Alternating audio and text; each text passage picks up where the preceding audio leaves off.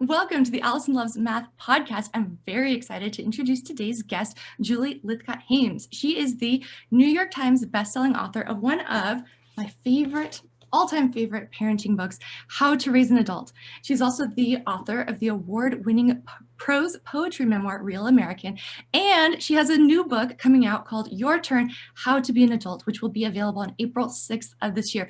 Julie is also the former dean of freshmen at Stanford University, and she has an incredible TED Talk on how to raise successful kids and so many more things. Welcome, Julie. I am so excited to have you here on the podcast today. Allison, thank you. I was so intrigued just by the name of your podcast, Allison Loves Math. I thought, I probably have nothing to contribute to a conversation about math, but clearly you think that I have something to offer your community. So I'm delighted to be here. Well, I think one of the things that I love about your work is that you are all about raising adults, right? Raising children to be independent, to be able to work through struggles.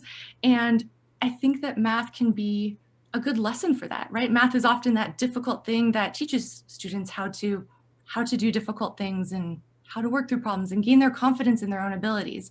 So I definitely see some overlap there. I love that. On the other hand, math is often used as the subject children are required to perfect themselves at and around, memorize it rather than really understand what's going on. And so I think math can also be that symbol of that thing you were doing because you had to please others. There's some degree of perfection that is attainable because math is so mathematical. It is precise. You can reach a certain score, a certain number, and demonstrate I did it. And the effort and struggle inherent in that is fantastic, but the perfectionism in the sense of being judged by others, if you fall short, is problematic. So I think, yes, math sits at sort of this sweet spot of, Yes.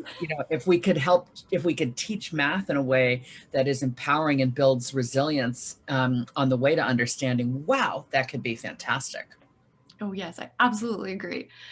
So the thing I'm super excited to talk to you about today is what it means to be an adult, because I will admit, as I'm sort of getting ready for this podcast interview, I was sort of thinking to myself, I'm really not particularly feeling grown up this morning. So I'm very excited to talk to you about what it means to be an adult. So let's actually just jump into that. What does it mean to be an adult, and what inspired you to write a book about this? Well, I want to turn the tables on you for a second because you opened the door. Everyone Sure. realized you just said, I was not feeling terribly grown up this morning. So why don't we start there with what did that even mean for you? And then I'll answer your question. Oh, goodness. I totally opened the door to that one, didn't I? Yeah. I mean, what does it feel to not feel particularly grown up? Give me some like adjectives or. Absolutely. So I think sometimes I feel like I'm a kid pretending to be a grown-up, and I'm juggling all of these different balls in the air every day, 24/7. And then there's just some days where there's some days where it all works out and I keep on top of all the things. And then there are other days where they all just drop. And in all honesty, I have a morning where I almost forget my parent-teacher conference for my kindergartner on the same morning when I'm doing a podcast interview with someone who wrote a book about how to be an adult. Sure. So that's sort of where I'm at. Oh, congratulations. You're definitely adulting. Because adulting is not about being perfect. Adulting is knowing I'm winging it full of, I won't swear on your podcast. Can I swear on your podcast? You can swear on the podcast. Yes, I'm winging it full of shit and fear. I mean, that's how I open the book. Like, that's what we're all doing. Amanda Palmer, the artist, said something like, amateurs think they have to be perfect. Professionals know they're winging it. And I think the same is true for adulting. Where you get to this place where you realize I don't always know what I'm doing. Often I don't know what I'm doing. I might fail at this. That's fine. I'm going to get back up and keep going. All right. So you're definitely adulting. Let me tell you what I think adulting is and why I wrote the book. Millennials, began saying, I don't know how to adult. I don't want to adult. Adulting is hard. Adulting is scary. And I found myself wondering, as a dean working with millennials, why do they feel inadequate? What is going on such that they feel inadequate at the task of being? Adulting is being, not a child, not dead, being in this space of adulthood, which is the period between childhood and death. Okay, so why are they feeling inadequate at simply being this self over this set of decades, hopefully, of a healthy life? And I have a lot of empathy for young adults. And so I thought, let me try to offer them something that reassures them you're not failing at this. And there is no perfect way to do this. It's really a state of mind. I tapped into the fact that most adulting books boil adulting down to tips, 10 tips for adulting, 101 tips, 468 tips. And my point is that's about learning how to do the tasks of adulting, like ironing a shirt, changing a tire, filing your taxes, etc. And there are plenty of books on that subject, and there are plenty of YouTube videos on those subjects. And all of that's important. And yes, these are things that you have to learn and maybe weren't taught in childhood the way they were for older generations. Totally get that. My book also offers these two other components of adulting. So learning how to do the tasks is sort of the third component. But the first two, in my view, are wanting to adult and having to adult. So my definition of adulthood, this phase of life between childhood and death, is you have to want to, you have to, and you have to learn how. Wanting to, why don't you want to? What is it that's impeding your desire to be in charge of yourself? Why is it that you don't want to go off leash and you'd rather just be on someone else's leash carried through life? Like, what's that about psychologically? What's keeping you stuck in this place of, oh, I don't want to do that? What if you don't have to adult? What if you're wealthy enough, privileged enough, such that your family or the people they employ are always handling everything for you, and you don't actually have to fill out your own forms and solve your own problems and talk to the mean person about such and such? What if you're 25 or 35 or 55 and you've never had to adult because you're being cared for by someone else? You know, that leads to a psychological malaise. Doesn't matter how much money you have or how famous you are. If you're not making your own decisions and solving your own problems, psychologically, you kind of feel blah. So my book addresses all three of these things: wanting to, having to, and then knowing how. And it's a very compassionate book. It's like, hey, yeah, it is terrifying. I totally get that. Totally understand that. That's a valid fear. And the thing is, you gotta. It's on you. It's your turn. And so let me try to help you. Oh, that is great. I think, oh, I don't know, there's so much that you just said there. And I know that you come from the perspective of, talking with students who go to Stanford, right? From your experience there, partially, right? Yep. And I'm trying to think, sorry, I'm totally stumbling on my words here, Julie. Nope. Yeah. I'm trying to think. It's such a good message for students. And I'm coming more from reading the How to Raise an Adult book side of it, right? Which is for the parents, and it's this plea to raise an adult from the parents' perspective, right? And one of the things that I love about this first book is that it's not just the tips. Also, sort of like you said with the new book, it's not just the tips. You really dig deep into why we have this problem, which, as a parent, I found so fascinating. And I don't know, I'm stumbling on what my question is for you. No, you're good. You're good. Let me riff on a few other things, and maybe Sure, thank you. that'll help you figure out where you want to be next in this conversation. Who am I to write this book? I'm not an authority on adulting. I don't think any of us is an authority on adulting. This is a set of years that humans have experienced since the beginning of humans. And I really struggled with writing this book because I thought, who the hell am I to tell anybody anything with authority on this subject? And what I got really clear on was, finally, after 3 years of failing to write this book, I got really clear that I don't have to be an authority. I can simply be a compassionate older person, meaning I'm farther down the path of life. I sort of picture myself almost on a hike, where I'm farther up ahead. So I know where the boulders are and I know where the cliffs are. And I see where you could go this way, that way, or the other way. And I'm just up ahead, kind of shining a light or clearing the path a little bit so that it's slightly easier for the person behind me to see. I'm not holding their hand. I'm not doing it for them, but I'm just trying to show up with advice and guidance and thoughts and stories of my own struggles. So this book is part memoir. It's part me saying, look, this is some shit I did, like you can learn from that. And it's part self-help tips, the 9 tips for this, the 15 tips for this, whether it's self-care or managing your money or being in good relationships with other humans, etc., fending for yourself. But then the final bit of each chapter are stories, are profiles of other people. I've brought 31 other human beings into this book who represent an incredibly broad swath of our American population, racially, ethnically, religiously, genderly, in terms of sexual orientation, socioeconomic status, degree of education, how they were parented, mental health challenge. I've got this panoply of humans in this book. Because my point is, I'm not an authority, no one's an authority, but if you read a bunch of other people's stories of their hopes and dreams, their struggles, their setbacks, their triumphs, and the lessons learned, dear reader, I hope you will see bits of yourself emerging through these stories and gain greater confidence that, yep, you've got it, you're doing it. Yes, you can. These other people are. No one's perfect. That's not the point.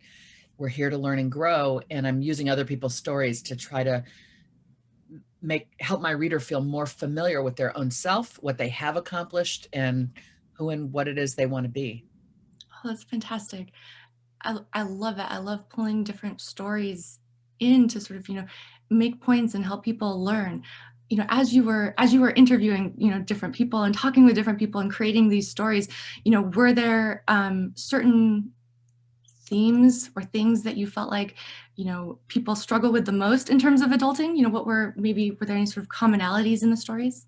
Absolutely. The first thing that comes to mind is, of course, the sense that I have to be this or do this type of work or be in relationship with this type of person because that's what's expected of me.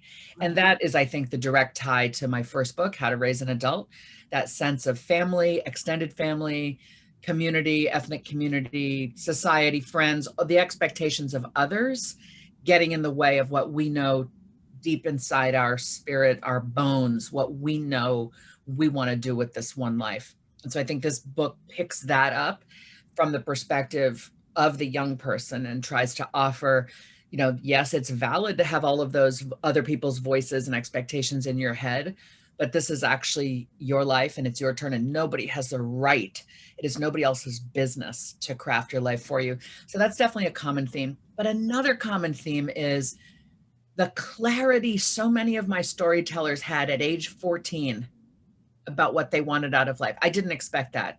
Okay, the people in these stories range in age from 20 to 50 something. They're all reflecting. If they're in their 50s, we're talking about the period of their life in their 20s and 30s that they're now reflecting back on. But so many of them, regardless of age, will say, when I was 14, one of them is a woman named Irshad Manjia, Muslim queer woman, professor, whose work is around having tough conversations with people with whom we disagree, whether they're in our group or outside of our group. And she says, I got kicked out of the madrasa, the Muslim school she attended every Saturday in Vancouver, Canada, growing up, because I was asking too many questions, And I remember Hannah, who's in the book, in the chapter. So Irshad's in the chapter on building your good character. Hannah in Atlanta, who's a 20-something wealthy white Atlanta family, says at age 14, I grew incensed with the economic disparity that was just evident as I looked right and left in my town. And she, had this huge epiphany that their very wealthy family needed to sell their home and buy a home that cost much less so that they could take those assets and be of use to people in need. And that was a 14-year-old who came up with that. I was just struck so many times at how there seems to be, for many people, this clarity at 14 that I think is probably that place of you have just enough information about the world, plenty of your own idealism. So your ability to say, this is what matters to me, this is what I want, is totally shiny and fresh and has velocity. And you haven't yet been jaded. You haven't yet I can't, you're just in this place of tremendous possibility and potential And so my message, I think, is when we're searching for what do I really want? What do I really want this life to be? When, think back to what your 14-year-old self knew about yourself, and maybe give yourself permission to honor that voice. Maybe that voice can influence what it is you'll do at 20 or 25 or 35, etc. Right, right. I'm really surprised that that's so young, honestly, Yeah. at 14.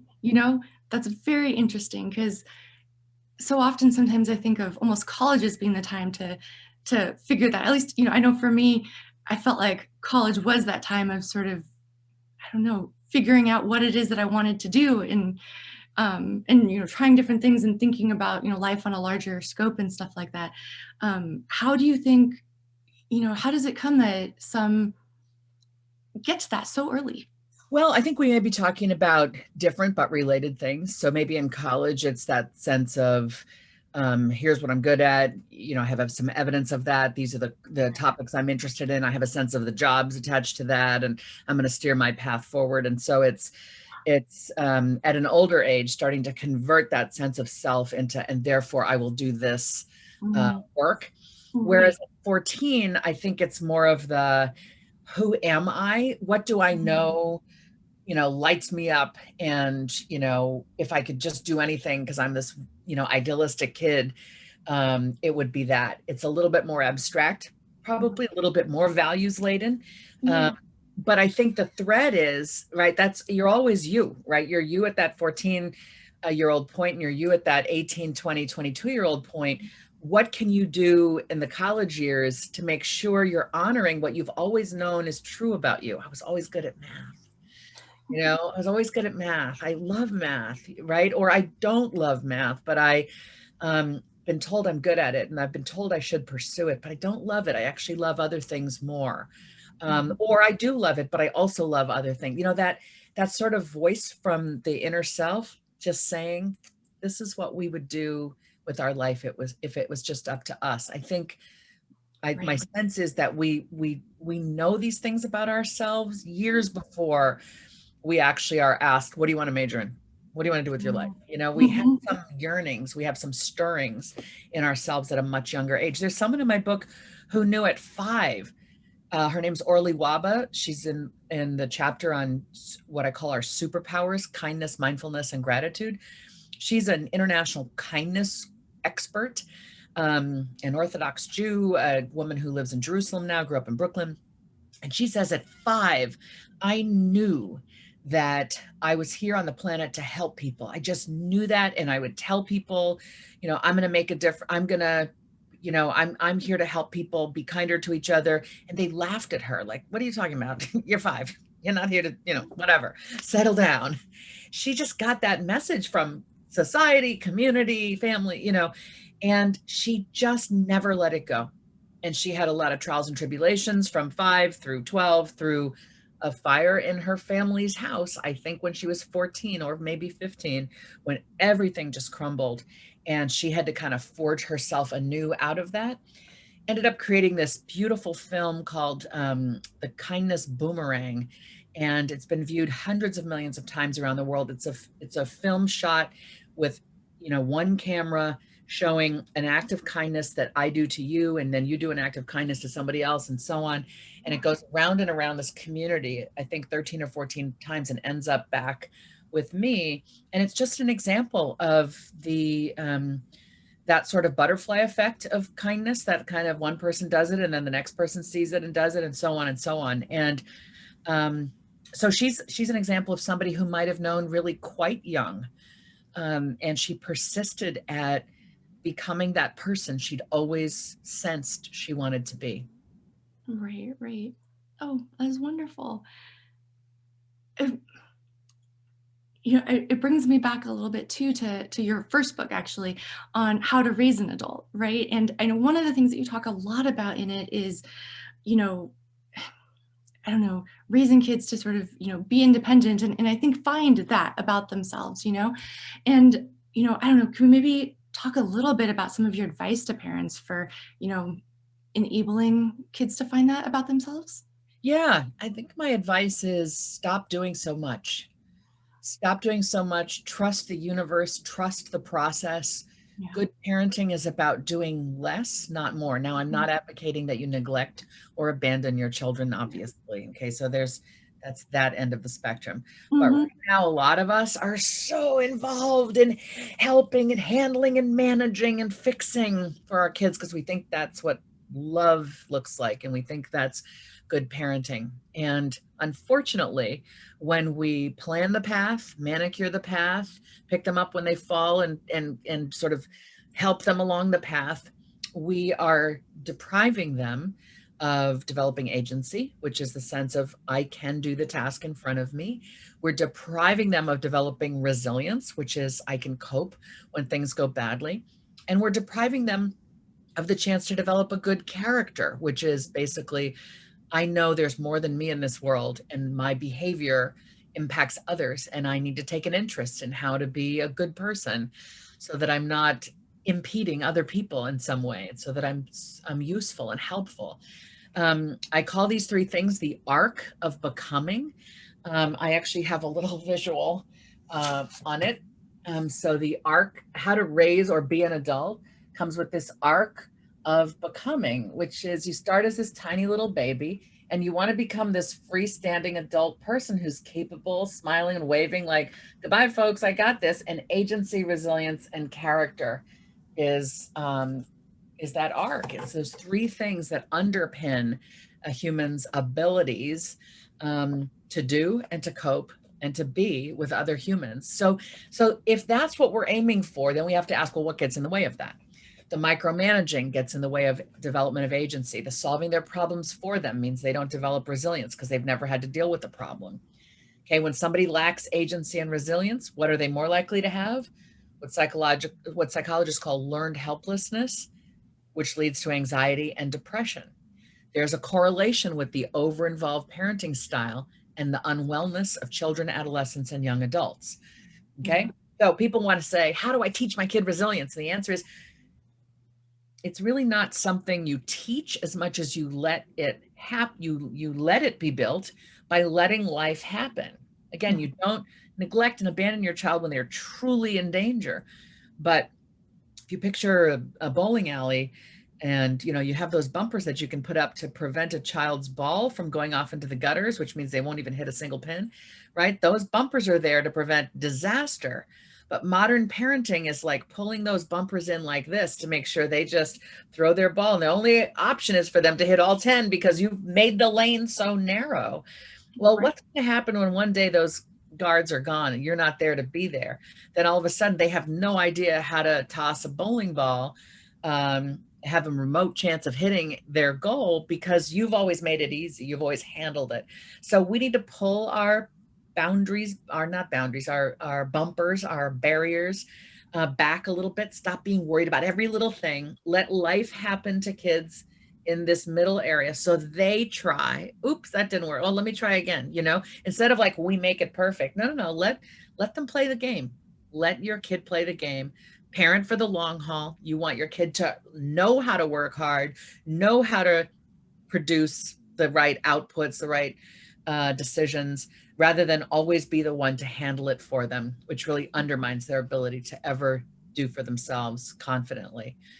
Right. That's the answer. That's that simple. Of course, I'm the parent who has overparented my own kids, so I'm not here judging anybody, but I am here to say our children are harmed when we overparent. So we absolutely must stop. We absolutely must take an interest in teaching them to do more and more for themselves rather than taking the easy way out, which is, oh, I'll just handle it for you because of course I can. And math turns out to be the perfect example, right? How many Yes. parents today are doing their kids' homework? Do parents ever admit to that? Well, and if I can just sort of add to that, Yeah. I remember very distinctly when I read your book the very first time, and, I remember it because we had a dentist appointment that week as I was reading it, and my daughter, who was 7 at the time, had cavities, and the dentist, was like, oh, don't worry, everything's good, and you get your toy and your sticker and stuff like that. And then I sort of got a lecture as the parent that I need to still be brushing her teeth. And I remember saying, well, how long do we brush their teeth for? And she said, oh, well, there are some high schoolers who I'd prefer if their parents still brush their teeth. And thankfully, I was reading your book at the time, and it really made me realize how much we maybe don't see the pressure to helicopter parent. Yeah. That sometimes it's, and it was actually, and it was the same week also, I had a friend who had the police called on her because she was walking home from the park with her child, her like 5-year-old on the bike and her baby, and he went a block ahead to the house, and a neighbor saw him bicycling on her own. And it's one of those things where I think it's so easy to think that we have to helicopter, that's the way that it must be. And if we're not, it's almost like we're neglecting our kids. But Right. the thing about your book is that it is a plea to like fight against those tendencies. And Yeah, absolutely. anyway. I'm so glad you raised those examples. I'm going to just jot down a URL that I want to flash up on the screen in response to this. So yes, dentists can enable overparenting. Teachers can enable overparenting when they say, well, you've got to be on your kid, make sure they're doing the homework, make sure, check the portal. And if they haven't turned in their homework, then you need to get on them. And we want to say to these professionals, back up, think about the long term. Do you really mean it when you say you'd prefer that some high schoolers had their parents brush their teeth? No, what you're saying is a lot of kids aren't being taught. The expectation isn't being created that they will learn to do it for themselves. Kids will be imperfect at it in the beginning. Of course, we know we could do the algebra homework ourselves, but we've taken algebra. It's our kids' turn. Inherent in the learning is imperfection and stumbles. But if that kid if we never create the expectation that they'll do it, if we never express confidence that they will get better at it, they won't do it and they won't get better at it. And then you will be brushing your 22-year-old's teeth, or you will be forever holding your 22-year-old's hand as they cross the street. Law enforcement has been very complicit in making things that used to be normal childhood, criminalized, right? You're going to get arrested because your 5-year-old was walking alone on the sidewalk, or your 8-year-old. Every community is different. This sort of safetyism mentality comes from a good place. Like, we need to protect kids, need to protect all people, but there's such an over encroachment now. It's like, you're not allowed in your own front yard alone. You're not allowed on a sidewalk alone. What the heck kind of society have we become in some places? And, oh, hey, why is it that women are being, arrested because their kid is alone in a park? When did we decide that was an illegal thing? So we've really, those norms have really crept up in an uncomfortable way. There's an organization called letgrow.org, founded by Lenore Skenazy, who let her child ride the New York subway by himself when he was 9 after lots of practice, and was deemed America's worst mom. This was years ago, and wrote a book called Free Range Kids. And letgrow.org is her nonprofit. And they're working on passing legislation in various states that say kids are allowed to be home alone from this age up.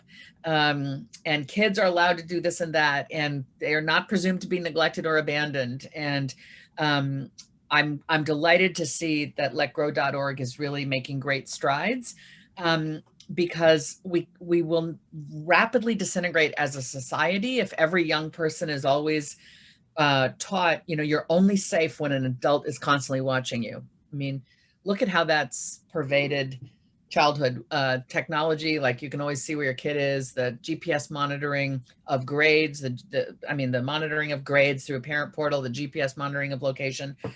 All of that feels safe and good and important until you think long-term, wait a minute, what is it doing to a kid to always be watched? Why aren't we more interested in teaching kids to make good decisions, use good judgment, make a strong effort in their schoolwork? We've lost sight of the big picture, which is we'll be dead and gone one day as parents, and we need to know our kids can stand on their own 2 feet, so to speak, and make their own way. Absolutely. And, so I guess I'll just, sort of end on that, in terms of for parents, if it's something that you've struggled with as well, this is a really, really helpful book to pick up, How to Raise an Adult. And I recommend that you check it out.